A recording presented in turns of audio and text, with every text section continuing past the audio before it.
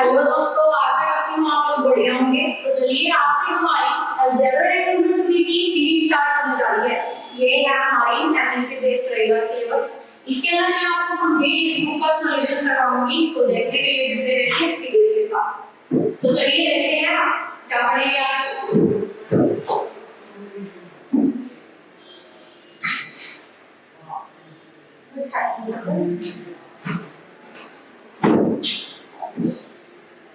ये अपना सिलेबस रहेगा, ये आपको बुक के अंदर भी दिया हुआ है, आप वहां से देख सकते हैं। ये इसके अंदर हमारे चार चैप्टर रहेंगे, वो यूनिट 1 को कवर करेंगे। तो चलिए हम पहले चैप्टर से शुरू करते हैं। पहला चैप्टर है हमारा मैट्रिसेस का। तो मैट्रिसेस के बारे में जानने से पहले हम जानते हैं कि मैट्रिसेस हमारी पिक्चर में कराई कैसे, कि हम मैट्रिक्स के बारे में पढ़ कैसे करेंगे। तो क्या मैं एग्जांपल से बताती हूं। जैसे दो दोस्तों को क्या ये कंपेयर करने की आपस में चीजों को कंपेयर करने की अरमान, एक अपने पास है राहुल।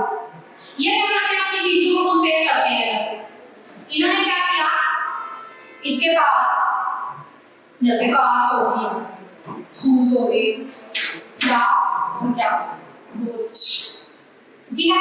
ये इनको कंपेयर करते हैं। मान लो अगर भाई मेरे पास 5 कार्स हैं, 3 पेयर ऑफ शूज हैं और 4 कोट हैं। सेम राहुल क्या करता है, हमें कंपैरिजन चल रहा है। राहुल कौन सा कम है, वो तो बोलेगा कुछ ना कुछ। वो कहता है मेरे पास 6 कार है भाई, मैं नहीं चला हूं 6 कार है मेरे पास, 6 कार है, 4 पेयर ऑफ शूज हैं और 2 कोट हैं, ठीक है। यहां पे समझने की चीज क्या है, हम कर क्या रहे हैं, डाटा को अरेंज कर रहे हैं। ये अरमान का डाटा है, ये राहुल का डाटा है। इसको जब हम अरेंज कर रहे हैं ना, तो इसी फॉर्म में क्या हो गया, मैट्रिक्स फॉर्म हो गया।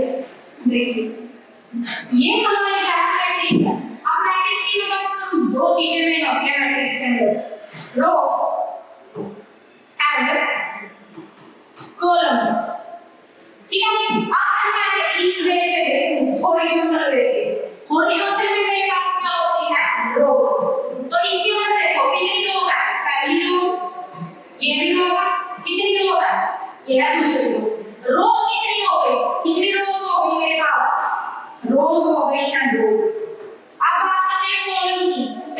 ये क्या है मेरे पास, कॉलम, ठीक है।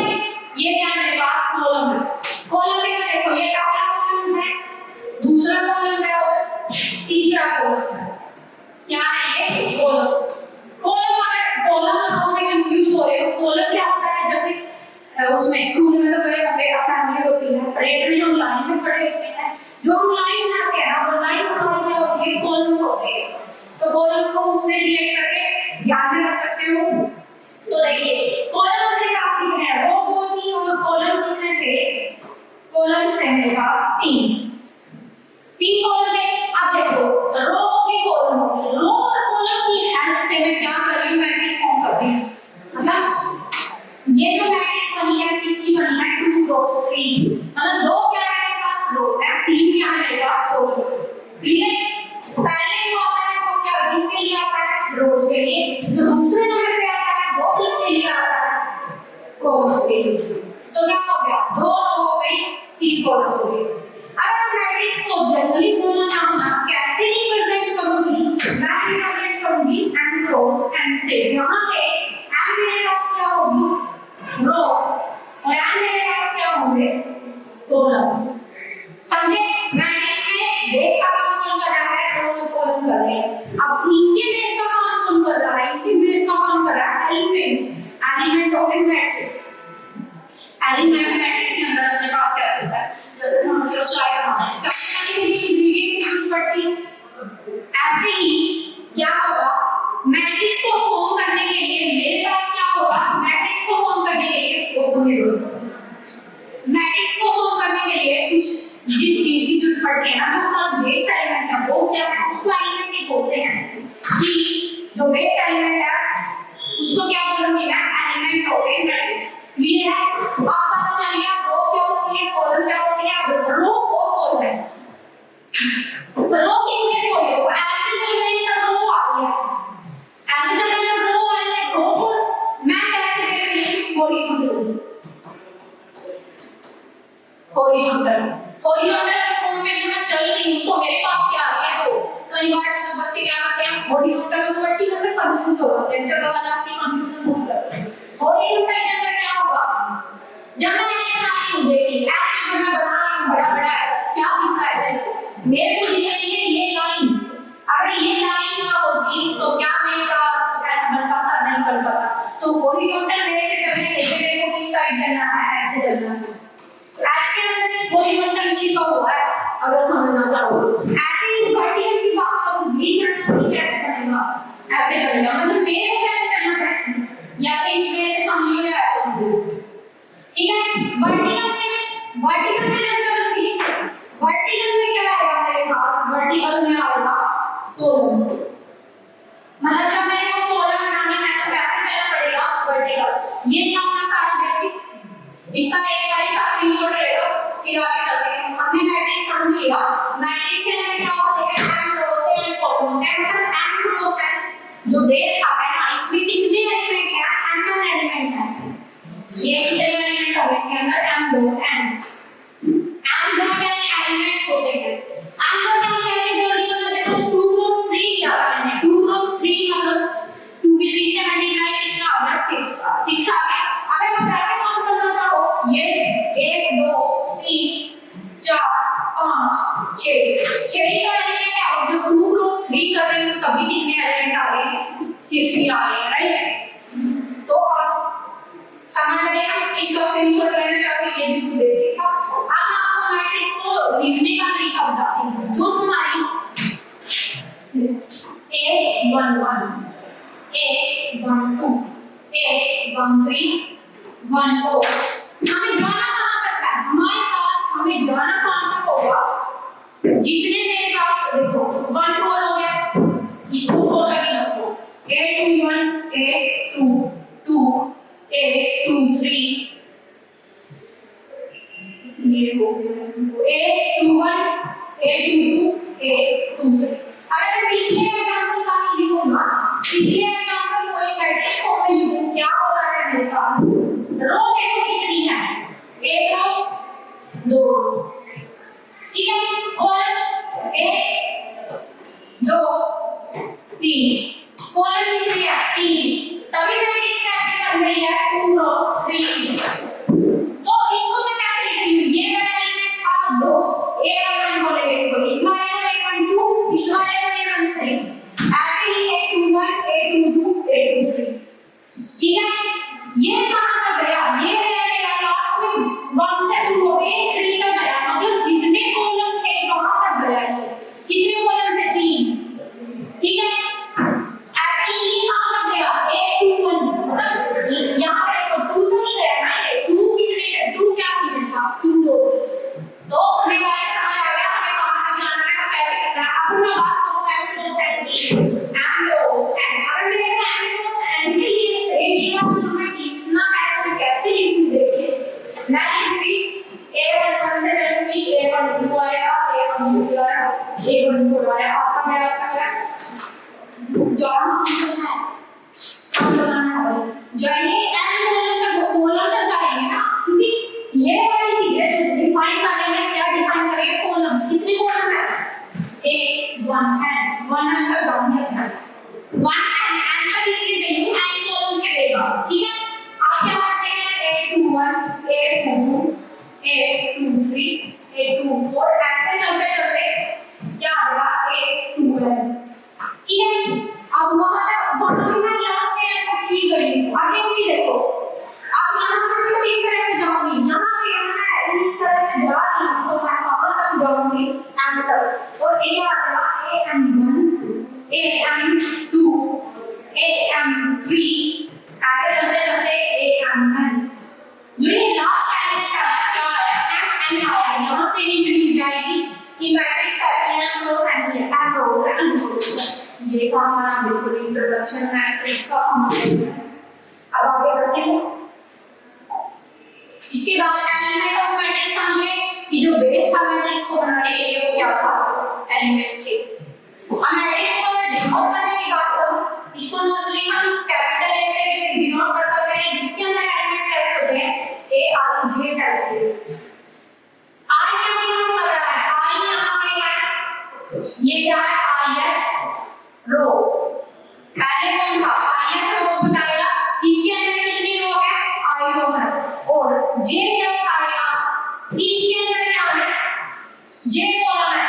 जे किसको दिखा रहा है, जे कॉलम को, कि इसके पास मैक्सिमम जो कॉलम की संख्या रहेगी वो कितनी रहेगी, जे रहेगी, ए आई जे। और ए आई जे क्या कर रहा है, जैसे मैं एक अननोन एलिमेंट लिख रही हूं, अगर वन वन लिख रही हूं तो ये बता रहा है कि मैं पहली रो पे हूं और पहले ही किस पे हूं, कॉलम पे।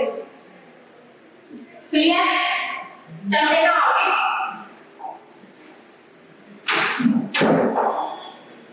अब आते हैं रो मैट्रिक्स।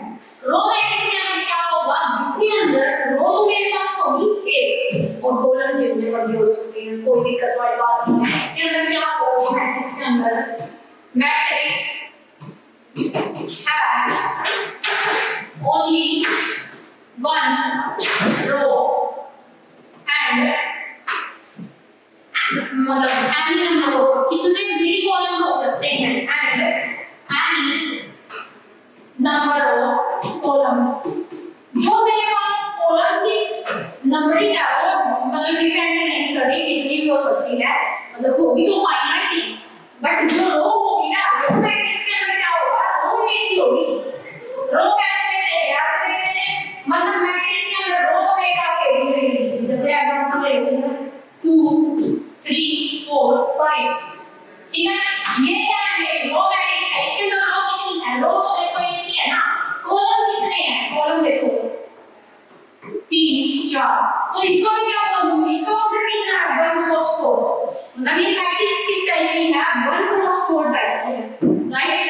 अब और कोई एग्जांपल देखो, जैसे 1 2 3 4 5, ये क्या है, 1 क्रॉस 5 ये, इसमें रो कितनी है, एक ही है, और कॉलम कितने हैं, 5 कॉलम है, ठीक है। रो मैट्रिक्स आपसे, अब रो के बाद आती है कॉलम मैट्रिक्स। कॉलम के अंदर क्या होगा, मैट्रिक्स है से रो के जैसे मैट्रिक्स है 1 कॉलम, every column होगा and any number of rows। कि rows का नंबर कितना भी हो सकता है, डिपेंड नहीं करता कि कितना है, मतलब फाइनाइट ही होगा, बट जो कॉलम होंगे वो एक ही होगा। कॉलम कितना होगा, एक, तो इस तरह हम देखते हैं, जैसे 1 2 3 4, इस बार देखो कितनी रो है, रो को हॉरिजॉन्टली देखते हैं 1 2 3 4 रो है, तो क्या है 4 क्रॉस 1 टाइप की है, क्योंकि कॉलम मेरे पास कितना है, कॉलम तो मेरे पास एक ही है, रो कितनी है, 4 है। ऐसे ही और देख लो नंबर, जैसे 2 3 4 5 6, अगेन रो कितने हैं, 1 2 3 4 5, कितने क्या आ जाएगी, 5 क्रॉस 1 की। ये किस टाइप की होगी, 5 क्रॉस 1 की। इसका स्क्रीनशॉट ले लीजिए एक बार, फिर आगे चलते हैं। चलते हैं आगे, चलते हैं रो की कॉलम। अब आती है रेक्टेंगल।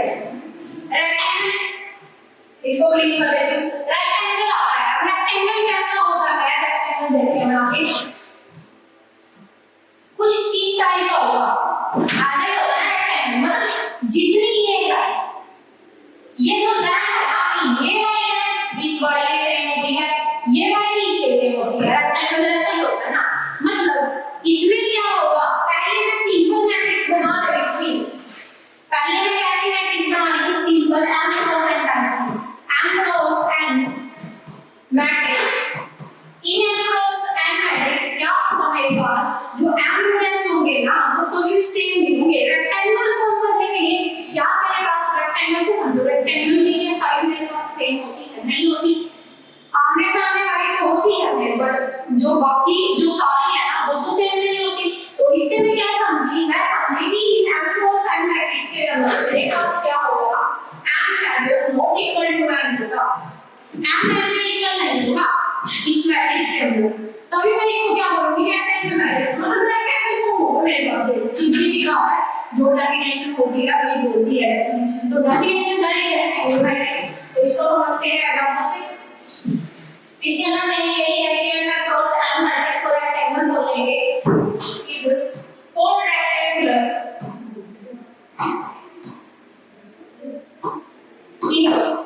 यदि मेरे पास एम में क्या लेके चलेंगे रोज और कॉलम कि क्या है रोज है नॉट इक्वल है कॉलम्स के कि नंबर ऑफ रोज है नंबर ऑफ रोज कि जो नंबर होगा ना उसका number of rose number of column के इक्वल नहीं होगा, कोई ज्यादा होगा कोई कम होगा, इक्वल नहीं होगा। जैसे एग्जांपल में देख लेते हैं 1 2 3 4 5 6 देखो अगर इसको नॉर्मली हम देखें ना बॉक्स के अंदर बंद कर दिया, बॉक्स के अंदर इसको बंद कर दो, क्या हम समझ पाए कि ये वाली तो इस वाली के इक्वल है, ये इसके इक्वल है, बट जो दोनों है ना उसमें वो इक्वल नहीं है, इसलिए क्या करना है हमारे पास रेक्टेंगुलर बनना है, इसलिए इसको क्या बोलेंगे रेक्टेंगुलर, क्योंकि इसके अंदर देखो रोज कितनी है, दो रो है भाई, 2 क्रॉस कॉलम कितने हैं, कॉलम में मेरे पास 3, तो 2 क्रॉस 3 टाइप की होगी, ठीक है। ऐसे ही आप बना सकते हैं 3 क्रॉस 2 टाइप की, 2 3 4 4 5 6 ये किस टाइप की है, ये 3 क्रॉस 2 टाइप की है, इसको क्या बोलेंगे आप, ये रेक्टेंगुलर फॉर्म होगा, इसको क्या बोलेंगे रेक्टेंगुलर मैट्रिक्स, समझे आप। अब आती है मेरे पास स्क्वायर मैट्रिक्स, स्क्वायर मैट्रिक्स में क्या होगा, स्क्वायर फॉर्म होगा, स्क्वायर फॉर्म स्क्वायर में क्या होगा, स्क्वायर में सारी साइड इक्वल होती है, मतलब इस मैट्रिक्स के अंदर क्या होगा इन m क्रॉस n मैट्रिक्स क्या होगा मेरे पास कि जो नंबर ऑफ रोज है, number of row are equal to number of columns, ठीक है। रो और कॉलम का नंबर ज्यादा सेम होगा, m क्रॉस n मतलब इसके अंदर क्या होगा, दैट इज m इसके इक्वल हो जाएगा n के, ये बात है पॉइंट मतलब समझ लेगा। देखो एग्जांपल से समझते हैं क्या हो जाएगा, 1 2 3 4 दो 2 क्रॉस हो गई है, दो ही है मेरे पास, दो ही कॉलम है, क्या हो जाएगा 2 क्रॉस होगी, ऐसे ही 3 क्रॉस 3 भी ले सकते हैं, 1 2 3 4 5 6 7 8 9 क्या हो रहा है 3 क्रॉस 3 की है, 3 क्रॉस 3 की मैट्रिक्स है, वो क्या आ रहा है रोज भी सेम है कॉलम भी सेम है, तो ये ऐसे करके स्क्रीनशॉट लेंगे इसका फिगर आउट करते हैं। आज हम सारे टाइप की मैट्रिक्स आज वाले लेक्चर में हम सारी कंप्लीट कर लेंगे जो जो टाइप ऑफ मैट्रिक्स है। नेक्स्ट चलते हैं, नेक्स्ट चलते हैं।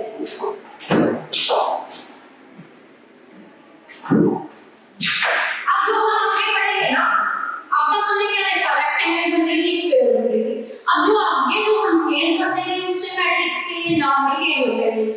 अब ये क्या है डायगोनल मैट्रिक्स, इसके अंदर क्या होगा डायगोनल, डायगोनल नाम आ गया, डायगोनल क्या होती है, डायगोनल होता है ये बताती हूं, इसके अंदर क्या होगा जो डायगोनल के एलिमेंट होंगे वो प्रेजेंट होंगे, क्या होगा एग्जांपल ये बताती हूं, जैसे 1 2 3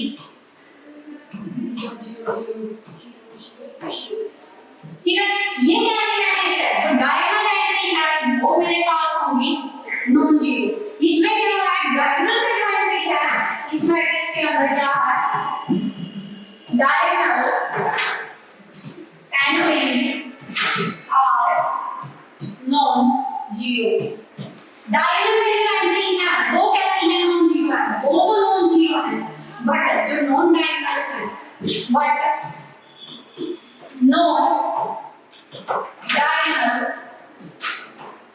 एंट्रीज आर जीरो, ठीक है। डायगोनल पे कैसी थी नॉन जीरो की, और जो नॉन डायगोनल है वो कैसी है जीरो है, एग्जांपल से समझिए। अब इसका मैट्रिक्स फॉर्म में मैं लिखना चाहूं कैसे लिखूंगी, जो डायगोनल पे एंट्री आती है देखो क्या आती है, एक बार सिंपल समझ लेते हैं, ये a11 a12 a13 a21 a22 a23 a31 a32 a33, अब डायगोनल पे देखो कौन कौन आ रहा है, ये डायगोनल है, ये डायगोनल पे आ रहा है, ये डायगोनल है, अब इसमें देखो ये डायगोनल है, ये डायगोनल पे आ रहा है, ये डायगोनल पे आ रहा है, मतलब क्या करते हैं उसमें a11 not equal to 0, a22 not equal to 0, a33 not equal to 0। ठीक है, ये क्या है? अगर इसको मैं मैट्रिक्स फॉर्म में लिखना चाहूं, मैट्रिक्स में कैसे लिख रही थी? a और j टाइप में लिख रही थी ना, तो एलिमेंट है वो a और j टाइप में लिख रही थी। अब अगर किसी चीज को मैं लिखना चाहूं, इसको कैसे लिखूंगी? a और j मेरे पास कैसा होगा? नॉन जीरो कब होगा? जब होगा भाई, जब मेरे पास वेयर होगा वैन जब होगा, जब i मेरे पास किसके इक्वल है? j के। मतलब दोनों i और j को जब सेम होंगे ना, तब मेरे पास क्या होगा? i और j जब सेम हो रहे हैं तब मेरे पास क्या हो रहा है? a और j कैसा हो रहा है? Non zero. तब बुलाओ इस डायगोनल एलिमेंट की बात करें, क्योंकि a और मतलब i और j सेम हो गए। अब अगर मैं ये लिखना चाहूं एंड ये तो मैंने लिख दिया कि डायगोनल एलिमेंट कैसे नॉन जीरो है, इतना लिख दिया। अगर मैं नो डायगोनल लिखना चाहूं तो क्या लिखूंगी? a i j कैसा हो जाएगा? जीरो। कब होगा zero? when i not equal to 0। यही बात है। एक चीज होती है बोले पूरा बताना, एक होता है थोड़ा वर्ड्स में लिख देना। ये हमने इस चीज को वर्ड्स में लिख दिया। जो ये वाली बात थी मेरे पास कि डायगोनल एलिमेंट कैसी है? नॉन जीरो है। इसको इस वे से लिखूंगी मैं। अगर बोले नॉन डायगोनल एलिमेंट कैसी है? जीरो है, तो इसको मैं इस वे से लिख दूंगी, इस वे से। ठीक है, अब डायगोनल नॉन डायगोनल एलिमेंट भी समझ गए, डायगोनल मैट्रिक्स भी समझ गए। अब आगे स्केलर मैट्रिक्स है। एक बार इसका स्क्रीनशॉट ले लो, फिर इसको मैं भेज देती हूं, फिर बताऊंगी स्केलर मैट्रिक्स क्या है। इसको कर देते हैं क्लियर। अब डायगोनल मैट्रिक्स को लिखने का मेरे पास एक और तरीका होता है। इसको मैं कैसे लिखती हूं? डायगोनल लिख के और जो एलिमेंट है जैसे 1 2 3 4, अगर मैं इसको ऐसे लिख रही हूं ना, इसका मतलब यही है कि क्या मतलब है कि डायगोनल में जो एलिमेंट है एक है, दो है, और बाकी जो है ना वो सारे क्या है? वो सारे हैं मेरे पास जीरो। ठीक है, मतलब डायगोनल में मेरे पास क्या है? 1 2 3 है, बाकी के क्या है? तो डायगोनल पे 1, डायगोनल पे 2, डायगोनल पे 3। डायगोनल पे कैसे हैं? 1 2 3 है, बट जो बाकी के एलिमेंट है वो कैसे है? जीरो। ये रहेगा मेरा डायगोनल पर के। अब आती है स्केलर मैट्रिक्स। पहले मैंने पढ़ी सिंपली रेक्टेंगल पढ़ी, फिर पढ़ी स्क्वायर मैट्रिक्स। डायगोनल मैट्रिक्स का वो क्या है? स्क्वायर मैट्रिक्स की फॉर्म है। स्क्वायर मैट्रिक्स के केस में ही मैं कुछ ना कुछ चेंज करके उसको डायगोनल बना रही हूं। पहले मैट्रिक्स मेरे पास ऐसी होगी, स्क्वायर होगी, स्क्वायर के बाद ही वो डायगोनल होगी। अब जो मैट्रिक्स मेरे पास ऑलरेडी डायगोनल है उसमें मैंने कुछ चेंज करूंगी, फिर वो क्या बन जाएगी? स्केलर। तो वो क्या करूंगी मैं? स्केलर मैट्रिक्स के अंदर मेरे पास क्या होता है? All diagonal elements are same. सारे डायगोनल में जो एलिमेंट होंगे मेरे पास वो क्या होंगे? सेम होंगे, और जो बाकी के एलिमेंट है वो क्या होंगे? जीरो होंगे। And all non diagonal elements are zero. Non diagonal कैसे होगा? जीरो। अगर जो डायगोनल है वो कैसे है? नॉन जीरो होंगे। तो देखिए क्या हो रहा है? 1 1 एग्जांपल 1 0 0 0 1 0 0 0 1। मतलब जो डायगोनल में मेरे पास प्रेजेंट है ना वो क्या है? कुछ भी हो सकता है। एक ये एग्जांपल हो गया, और देख लेते हैं 5 रख लेते हैं, 5 0 0 5। ये भी क्या है? ये भी स्केलर मैट्रिक्स है। और देख लेते हैं कुछ भी लिख लो, 3 0 0 0 3 0 0 0 3। ये भी क्या है? ये भी डायगोनल वो स्केलर मैट्रिक्स है, क्योंकि इसमें भी डायगोनल में क्या है? जो स्केलर वाले है ना दैट आर सेम सेम। यही तो कह रहा कि all diagonal elements are same. Clear है? आगे चलते हैं, एक बार स्क्रीनशॉट ले लो इसका, फिर आगे चलते हैं। नेक्स्ट चलते हैं स्केलर मैट्रिक्स के बाद मेरे पास आइडेंटिटी या unit matrix. Unit matrix unit बोलो या आइडेंटिटी बोलो, तभी दिमाग में क्या आना चाहिए? वरना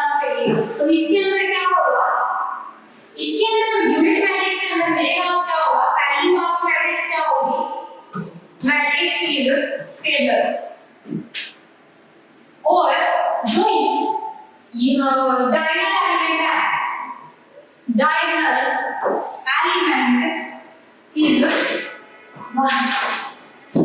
इस बार सारा सिस्टम खत्म कर दिया, इसमें डायगोनल को छोड़ रखी नहीं रहा, क्या लग रहा है सिंपली 1 कि डायगोनल से अगर आपको होना चाहिए एग्जांपल समझिए 1 0 0 1 और देख लो 1 0 0 0 1 0 0 0 1।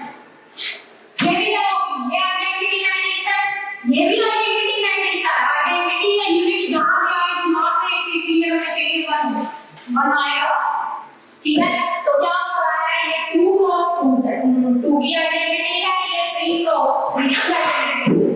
समझे बात, ये आइडेंटिटी मैट्रिक्स और यूनिट मैट्रिक्स होती क्या है, जिसके अंदर क्या होगा, मैट्रिक्स का बात स्केलर होगी, स्केलर है वो डायगोनल एलिमेंट कैसा है 1 है, डायगोनल एलिमेंट क्या रहेगा, इस बार 1 रहेगा, जो बाय डिफॉल्ट 1 रहता है, ठीक है। यूनिट मैट्रिक्स होगी है